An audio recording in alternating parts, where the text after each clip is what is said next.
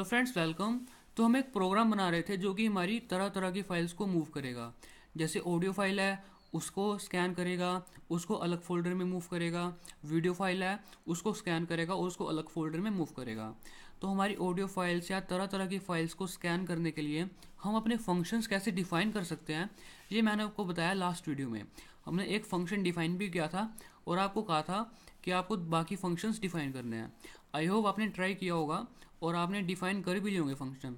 जिन्होंने नहीं किए उनको मैं बताऊंगा इस वीडियो में कि आप फंक्शन कैसे डिफाइन कर सकते हैं। ओके। तो कई लोगों ने मुझसे पूछा कि हमें ऐसा बताइए कि हम खुद से प्रोग्राम बनाने लगे, हमें अच्छे से गाइड कीजिए। तो मैं ये सोच के आज वीडियो बनाऊंगा कि अगर मैं आपकी जगह होता तो मैं कैसे प्रोग्राम बनाता, किसकी हेल्प लेता और क्या करता। ठीक है। तो सबसे पहले मैं सोचता कि मुझे प्रोग्राम बनाना कैसा है। जैसे कि मेरे पास आइडिया आया कि मुझे जो है जो अपनी फाइल्स को मूव करने में या चेक करने में काफ़ी टाइम लग जाता है। ठीक है। तो मुझे मेरे दिमाग में आइडिया है क्यों ना मैं ऐसा ही प्रोग्राम बनाऊँ जो कि मेरी तरह तरह की फाइल्स को मूव करे। ठीक है। तो इस प्रोग्राम तो मेरे पास आइडिया है मुझे प्रोग्राम कैसा बनाना है। ठीक है। तो उसके बाद आपको सोचना पड़ेगा कि आप इस प्रोग्राम में करना क्या क्या आपको। बेसिकली करना क्या आपको, फाइल को मूव करना आना चाहिए पाइथन में। ठीक है।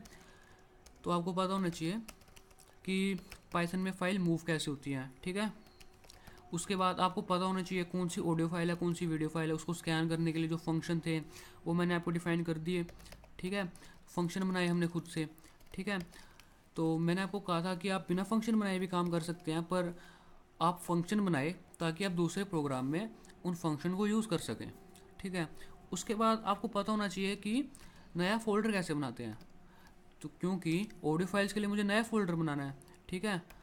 ठीक है। तो जिनको नहीं पता, फोल्डर को डायरेक्टरी भी बोलते हैं। प्रोग्रामिंग लैंग्वेजेस में फोल्डर को डायरेक्टरी भी बोलते हैं। ठीक है। तो मुझे पता होना चाहिए कि पाइथन में फाइल कैसे मूव करते हैं, फंक्शन कैसे डिफाइन करते हैं, और जैसे कि और नया फोल्डर कैसे बनाते हैं। तो मुझे ये तीन चीज़ें पता हो तो मैं ऐसा प्रोग्राम आराम से बना सकता हूँ। ठीक है। तो ये फंक्शन मुझे पता कैसे लगेंगे। चलो, तो सबसे पहले मुझे पता होना चाहिए कि फाइल्स को मूव कैसे करते हैं। ठीक है। तो उसके लिए मैं हेल्प लूँगा गूगल की। ठीक है। तो आप भी जब भी कभी प्रोग्राम बनाने की सोचिए, आपको पता नहीं कौन सा मॉड्यूल है, कौन सा फंक्शन है, तो गूगल पे सर्च कीजिए, आपको मिल जाएगा। जैसे कि how to move files in Python. ठीक है। तो जैसे कि पहली जो वेबसाइट है ये है स्टैक ओवरफ्लो की वेबसाइट। जैसे कि मैंने आपको बताया था एक वीडियो में कि आपको कभी भी प्रॉब्लम होगी तो ये वेबसाइट आपकी हेल्प करेगी। आप पाइथन सीख रहे हैं तो पाइथन में इसके ढेर सारे क्वेश्चंस हैं और किसी ना किसी एक ने वो क्वेश्चन पूछा होगा जो आप पूछना चाहते हैं। ठीक है। जैसे कि ये है how to move a file in Python. तो मैं इसको ओपन करूँगा, इसको पढ़ूंगा कि अच्छा क्या क्या लिखा हुआ है। ठीक है। तो इस बंदे ने यही पूछा हुआ है कि मैं कैसे अपने फाइल्स को मूव करूँ। ठीक है। तो आप यहाँ देखिए, यहाँ पे इसने कहा है कि दो मॉड्यूल यूज़ कर सकते हैं आप, ओएस मॉड्यूल और शटिल मॉड्यूल। ठीक है। तो ओएस मॉड्यूल और शटिल मॉड्यूल, अब मेरे पास है दो मॉड्यूल, मैं कोई भी यूज़ कर सकता हूँ, ओएस मॉड्यूल भी यूज़ करता हूँ और शटिल मॉड्यूल भी। ठीक है। उसके बाद फंक्शंस, तो ओएस मॉड्यूल में एक फंक्शन है रीनेम फंक्शन और शटिल मॉड्यूल में एक फंक्शन है मूव फंक्शन। ठीक है। अब क्या कीजिए, यहाँ पे सर्च कीजिए पाइथन ओएस मॉड्यूल, उसके बाद आप सर्च कीजिए ओएस मॉड्यूल, उसके बाद आपको यहाँ पे पाइथन का लिंक मिलेगा। ठीक है। तो उसके बाद यहाँ पे आप पढ़ सकते हैं इस मॉड्यूल के बारे में, जितने भी इसके फंक्शंस डिफाइन है। ठीक है। उसके बाद इनसे आपको और भी फंक्शंस के बारे में जानकारी मिलेगी, पर फिलहाल मुझे यहाँ पे पढ़ने की ज़रूरत नहीं है क्योंकि मुझे पता लग गया कि ओ एस डॉट रीनेम, तो रीनेम नाम का फंक्शन है जो कि मेरे लिए फाइल्स को मूव कर सकता है। ठीक है। उसके बाद है शटिल, शटिल मॉड्यूल, तो शटिल मॉड्यूल भी यूज़ करोगे आप थोड़ी। ठीक है। तो शटिल मॉड्यूल भी आप यूज़ कर सकते हो, ओएस मॉड्यूल भी यूज़ कर सकते हो। ठीक है। तो यूज़ कैसे करेंगे, ठीक है, अब यहाँ देखते हैं। तो ये देखिए O S dot rename, O S module use किया, ओ एस मॉड्यूल का हमने रीनेम फंक्शन यूज़ किया। ठीक है। तो इसमें लिखा है कि हमारा जो करंट पाथ है, करंट पाथ मतलब कि जहाँ पे आपकी फ़ाइल है। ठीक है। जहाँ पे आपकी फ़ाइल का करंट पाथ है, और डेस्टिनेशन पाथ मतलब कि जहाँ पे आप अपनी फ़ाइल को मूव करना चाहते हैं। तो आपको दो आर्गूमेंट देने पड़ेंगे, एक तो वो पाथ जहाँ पे आपकी फ़ाइल अभी है और दूसरा जहाँ पे आप अपनी फ़ाइल को मूव करना चाहते हैं। ठीक है। तो आपको पता लग गया कि ओएस मॉड्यूल है और उसका एक फंक्शन है रीनेम। ठीक है। तो हम इसको यूज़ करेंगे, इस पर थोड़े एक्सपेरिमेंट करेंगे, ठीक है।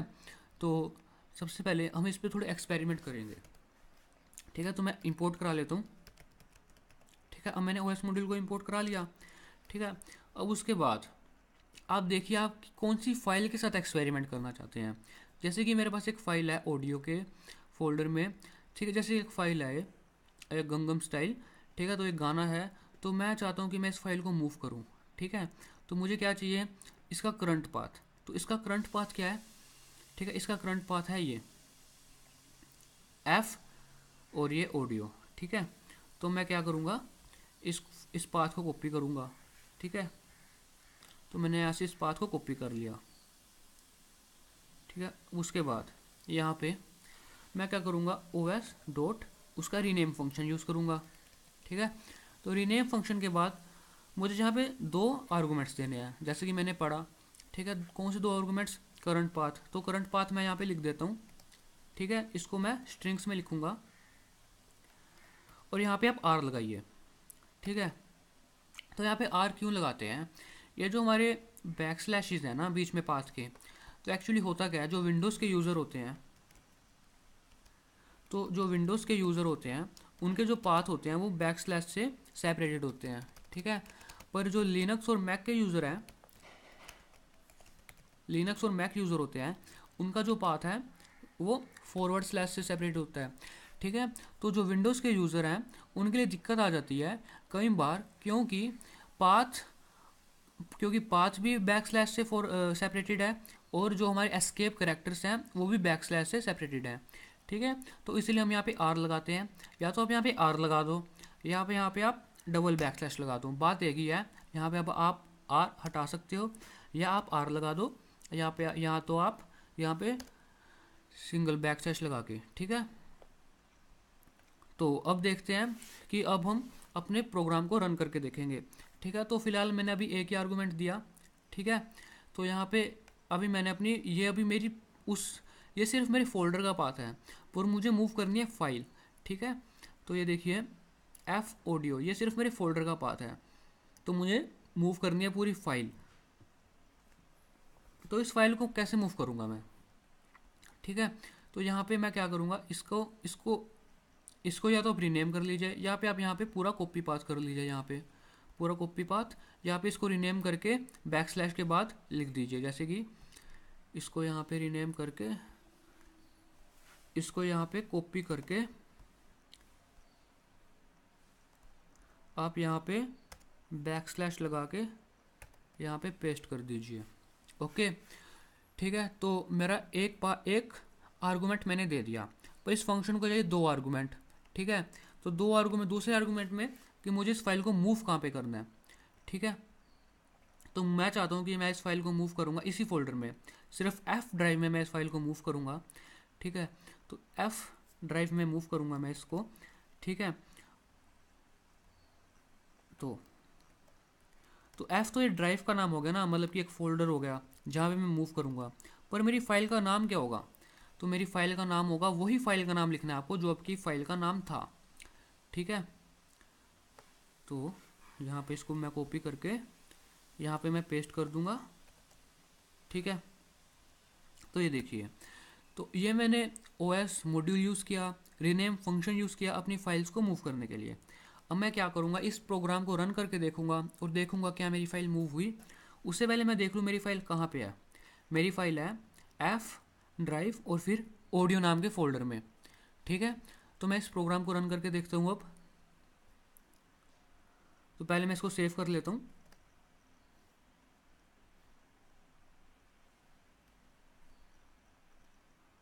तो इसको मैं सेव करता हूँ यहाँ पे,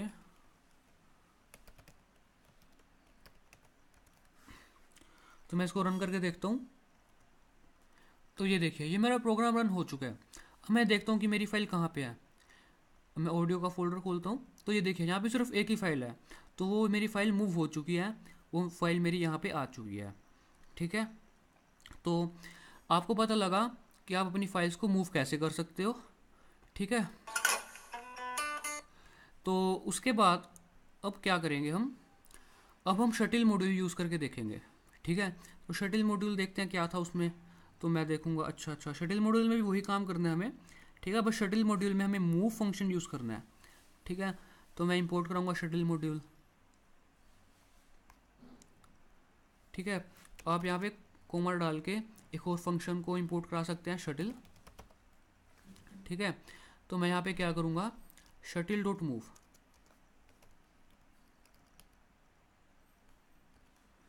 अब ध्यान दीजिए, अब ये जो मेरी फाइल है ये यहाँ पे मूव हो चुकी है, ठीक है। अब ये प्रोग्राम एक बार रन हो चुका है, तो मेरी फाइल अब यहाँ पे है, ठीक है।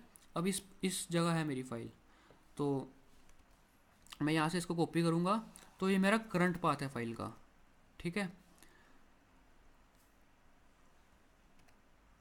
तो ये करंट पाथ है, तो मैं इसको यहाँ पे पेस्ट करूँगा। तो और ये जो है यहाँ पे मैं अपनी फाइल को दोबारा उसी ऑडियो नाम के फोल्डर में मूव करके देख लेता हूँ। तो मैं उस करंट पाथ को यहाँ पे लिख देता हूँ, ठीक है। तो यहाँ पे इस फाइल को मैं मूव कर लेता हूँ,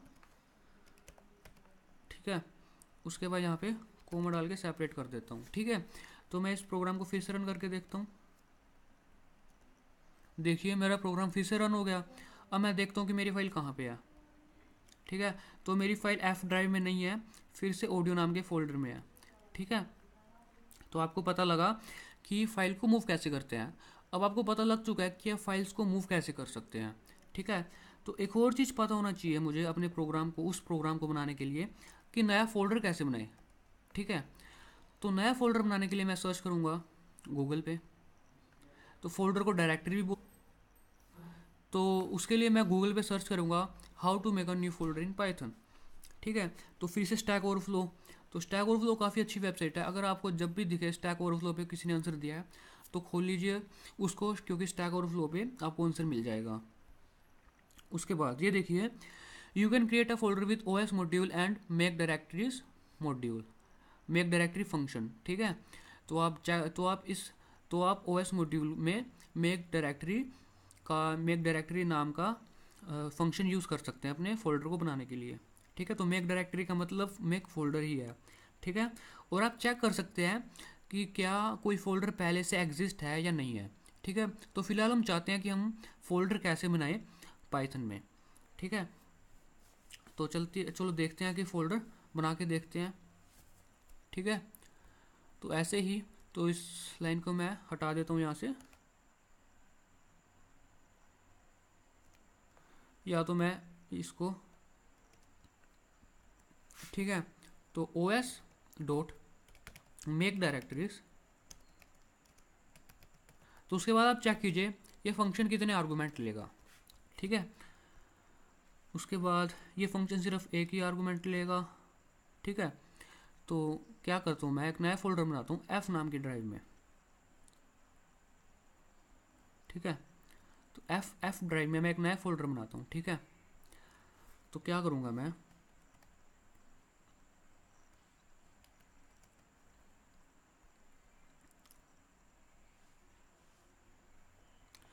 तो मैं नया फोल्डर बनाता हूँ,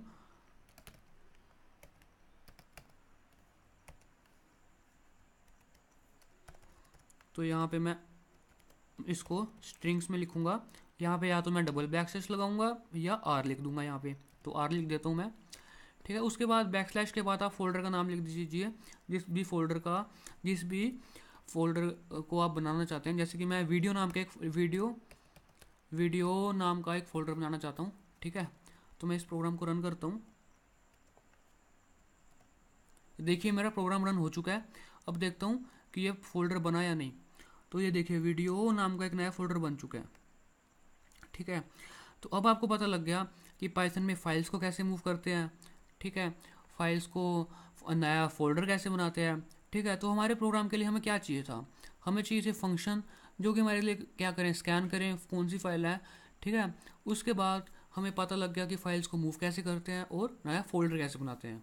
तो अब आपको इन सारी चीज़ों को कंबाइन करना है। तो आप इन सारी चीज़ों को कंबाइन कैसे करोगे, अपने लॉजिक लगा के, जो कि हमने बेसिक्स पढ़े, हमने लूप पढ़ा, ठीक है, हमने लिस्ट पढ़ी, डिक्शनरीज पढ़ी, ठीक है। तो अब यहाँ पे अलग अलग प्रोग्रामर का अलग अलग दिमाग चलता है। कुछ प्रोग्राम कैसे बनाता है, कुछ प्रोग्राम कैसे बनाता है। ठीक है, तो अब आप इन सारी चीज़ों को कंबाइन कीजिए। ठीक है, तो जिन्होंने तो हमें क्या चाहिए था, हमें स्कैन करना था कि फाइल्स कौन सी है, ऑडियो फाइल्स कौन सी है, वीडियो फाइल्स कौन सी है। तो हम पूरा डाटा बना लेंगे, हमारे पास डाटा है, स्ट्रक्चर है, हमारे पास मॉड्यूल है, फंक्शन है, तो हम प्रोग्राम बना सकते हैं अपने खुद के। ठीक है, तो जैसे कि मैंने आपको कुछ फंक्शन डिफाइन करने को कहे थे, आई होप आपने वो फंक्शन डिफाइन किए होंगे। ठीक है, तो मैं आपको दिखा देता हूँ जिनसे नहीं हुए वो फंक्शन डिफाइन। ठीक है, मैंने प्रोग्राम सी यूज़र्स हर्षित, तो पी वाई प्रोग्राम्स के फोल्डर में मैं अपनी सारी फाइल्स को मूव करता हूँ। ठीक है, तो ये मैंने वीडियो बनाई थी पहले भी, तो पर मैंने वीडियो डिलीट कर दी थी क्योंकि मेरी आवाज़ सही नहीं थी उसमें। ठीक है, तो ये देखिए, तो ये फंक्शन बनाया था हमने ओएस मॉड्यूल को यूज़ करके। ठीक है, तो सबसे पहले आप फंक्शन का नाम अच्छा सा रखिए, जैसे कि इस फंक्शन का नाम मैंने रखा ऑडियो स्कैन। ठीक है, उसके बाद यहाँ पे लिखिए कि कितने इनपुट लेगा, एक इनपुट लेगा, तो मैंने एक फोल्डर पाथ लिख दिया। ठीक है, उसके बाद हमने जो अपनी ऑडियो की फाइल्स हैं उनको स्कैन करके कहीं स्टोर भी तो करना है, तो हम एक उसकी लिस्ट बना लेंगे। ठीक है, ताकि हम उस लिस्ट को बाद में यूज़ कर सकें। ठीक है, उसके बाद हमारा जो अभी डाटा होगा वो इस लिस्ट में होगा। ठीक है, उसके बाद ऑडियो एक्सटेंशंस, मतलब कि इन इन इन अगर हमारी जो फाइल है उसके नाम में अगर MP3 लिखा है तो ऑडियो फाइल है, अगर M4A लिखा है तो भी ऑडियो फाइल है, अगर AA लिखा है तो भी ऑडियो फाइल है, AAC लिखा तो भी ऑडियो फाइल है, और फ्लैग लिखा तो भी ऑडियो फाइल है। आप ऐसे और भी एक्सटेंशन ऐड कर सकते हैं, गूगल पे सर्च कीजिए ऑडियो एक्सटेंशंस, आपको ढेर सारे एक्सटेंशन मिल जाएंगे, आप सारी भी ऐड कर सकते हैं। ठीक है, उसके बाद हमें जिस भी फोल्डर में चेक करना है कि कौन सी ऑडियो फाइल है, तो हमें उस फोल्डर के बारे में पता होना चाहिए। हमें क्या पता होना चाहिए उस फोल्डर के बारे में, हमें उस फोल्डर के बारे में ये पता होना चाहिए कि उस फोल्डर में जो फाइल्स हैं उसके नाम क्या क्या है। ठीक है, जैसे कि मेरा एक फ़ोल्डर है डिफरेंट फाइल्स, जैसे कि मेरा एक फ़ोल्डर है ये डिफरेंट फाइल्स। ठीक है, तो इसमें तरह तरह की फाइल्स है, तो मुझे इन सब के नाम चाहिए, तो मुझे इनके नाम की लिस्ट चाहिए। ठीक है, तो ऐसे ही अगर आप गूगल पे सर्च करेंगे तो आपको मिलेगा कि ओएस मॉड्यूल में एक लिस्टर नाम का एक फंक्शन है जो कि आपके लिए काम कर सकता है। तो इसमें ये क्या लेता है, एक इनपुट में एक फ़ोल्डर पाथ लेता है। ठीक है, और ये क्या रिटर्न में क्या देगा, आपको एक लिस्ट देगा, जो कि ये एक लिस्ट देगा जिसमें कि आपकी सारी फाइल्स के नाम होंगे। ठीक है, अब हमने अपना लॉजिक लगाया कि मुझे करना क्या है, तो मुझे करना क्या है, सबसे पहले आप ये सोचिए कि आप प्रोग्रामर नहीं है, आप नॉर्मल इंसान होते तो क्या करते हैं। तो आप क्या करते हैं, सबसे पहले MP3 देखते हैं कि कहीं पे MP3 तो नहीं लिखा हुआ मेरी फाइल के नाम में। ठीक है, उसके बाद M4A के लिए चेक करते हैं, उसके बाद AA के लिए चेक करते हैं। तो आपने सारे काम को ऑटोमेट करना है, तो इसके लिए हम यूज़ करेंगे फॉर लूप। ठीक है, तो फॉर लूप क्या करेगी, तो फॉर लूप यूज़ करेंगे हम। ठीक है, तो आपको पता होगा जब भी हम फॉर लूप यूज़ करते हैं तो उसके लिए हम एक फंक्शन क्या एक वेरिएबल बनाते हैं। ठीक है, तो यहाँ पे एक वेरिएबल का नाम है ऑडियो एक्सटेंशन। ठीक है, तो ऑडियो एक्सटेंशंस नाम के वेरिएबल के लिए मैंने एक नया वेरिएबल यूज़ किया ऑडियो एक्सटेंशन, ताकि मुझे पढ़ने में आसान हो। ठीक है, अगर आप किसी और को प्रोग्राम दिखाएं तो भी आसान हो, तो इसलिए मैंने ऐसे नाम लिखे। ठीक है, for audio extension in audio extensions. ठीक है, तो कई सारे ऑडियो एक्सटेंशंस में तो मुझे सिर्फ एक ऑडियो एक्सटेंशन चाहिए। ठीक है, तो सबसे पहले क्या होएगा, इस वेरिएबल में स्टोर होगा MP3। ठीक है, तो अब ऑडियो एक्सटेंशन की जगह, तो ऑडियो एक्सटेंशन क्या अब MP3। ठीक है, उसके बाद फाइल नेम, तो हमने एक क्या करा, मेरे फोल्डर में जितनी भी फाइल्स थी, ठीक है, तो उसके लिए मैंने एक वेरिएबल का नाम यूज़ किया फाइल नेम। ठीक है, और फाइल नेम नाम के वेरिएबल में क्या है, जो भी मेरे फोल्डर में पहली फाइल होगी उसका नाम। ठीक है, तो मुझे चेक क्या करना है कि MP3 मेरी फाइल नेम में लिखा हुआ है या नहीं। ठीक है, if audio extension in file name. ठीक है, अगर फाइल नेम में लिखा हुआ तो उसको अपेंड कर देगा मेरी लिस्ट में ऑडियो फाइल्स नाम की। ठीक है, तो audio files dot append file name. तो ऐसे ही, तो उसके लिए तो इस लूप में क्या होगा, एक बार ये लूप चलेगी। ठीक है, एक बार ये लूप चलेगी, उसके बाद MP3 के लिए फिर सारी फाइल्स चेक होंगी, उसके बाद M4A के लिए ये लूप चलेगी, उसके बाद सारी फाइल्स चेक होंगी, उसके बाद सारी फाइल्स चेक होंगी, उसके बाद AA के लिए ये लूप चलेगी, उसके बाद सारी फाइल्स चेक होंगी। तो ऐसी स्कैन होती जाएंगी फाइल और हमारे लिस्ट में अपेंड होती जाएंगी हमारी आइटम्स, ठीक है, मतलब कि ऑडियो आइटम्स, ठीक है। उसके लिए वीडियो फाइल्स के लिए भी मैंने ऐसे किया, आप देख सकते हैं सेम काम, बस मैंने थोड़े वेरिएबल के नाम चेंज कर दिए, वीडियो एक्सटेंशंस लिख दिया ऑडियो एक्सटेंशंस की जगह, बाकी ये भी इनपुट में एक ही फोल्डर पाथ लेगा, ठीक है। वैसे ही यहाँ पे मैंने फाइल नेम यूज़ किया, यहाँ पे मैंने लिस्टर फंक्शन यूज़ किया, ठीक है। तो यहाँ पे भी बिल्कुल वही लॉजिक लगाया मैंने, ठीक है। तो इससे आपको पता लगता है कि पाइथन में हर एक फंक्शन डिफाइन नहीं है, कई बार आपको फंक्शन खुद से डिफाइन करने पड़ते हैं अपने लॉजिक लगा के, ठीक है। उसके बाद जैसे कि मैंने टेक्स्ट फाइल के लिए सिर्फ एक ही एक्सटेंशन है text dot T x T, ठीक है। तो उसके बाद आप यहाँ पे क्या कर सकते हैं, सिर्फ यहाँ पे एक ही लूप लगेगी, ठीक है। आप देख सकते हैं अगर टी एक्स टी हमारी फाइल नेम में लिखा हुआ तो वो टेक्स्ट फाइल है, उसको अपेंड करने का हम इस टेक्स्ट फाइल्स में, ठीक है। उसके बाद इमेज के लिए भी बना सकते हैं आप एक्सटेंशंस लिख के इमेजेस की, ठीक है। उसके बाद डॉक्यूमेंट्स में आप कई सारे एक्सटेंशन लिख सकते हैं, मैंने यहाँ पे सिर्फ 2 एक्सटेंशन लिखी, ई पब और PDF। तो ऐसे ही अब आपको पता लग गया, अब आपके पास सब कुछ है अपने प्रोग्राम को बनाने के लिए, आपके पास फंक्शंस हैं, आपके पास, आपको पता है कि पाइथन में फ़ाइल कैसे मूव करते हैं, आपको पता है कि नया फोल्डर कैसे बनाते हैं, आपको पता है कि यूज़र से इनपुट कैसे लेते हैं, तो आपको सब कुछ पता है। आप बस आपको करना क्या है, आपको उन सब चीज़ों को कंबाइन करना है और अपना एक प्रोग्राम तैयार करना है। तो इस वीडियो के लिए इतना ही। आप इस प्रोग्राम को खुद से बनाने की कोशिश कीजिए, मैं चाहता हूँ कि आपके अंदर प्रोग्रामिंग सेंस डेवलप हो, तो आप इस प्रोग्राम को बनाने की कोशिश कीजिए और नेक्स्ट वीडियो में मैं आपको प्रोग्राम ये बना के दिखाऊंगा। Thank you for watching this video.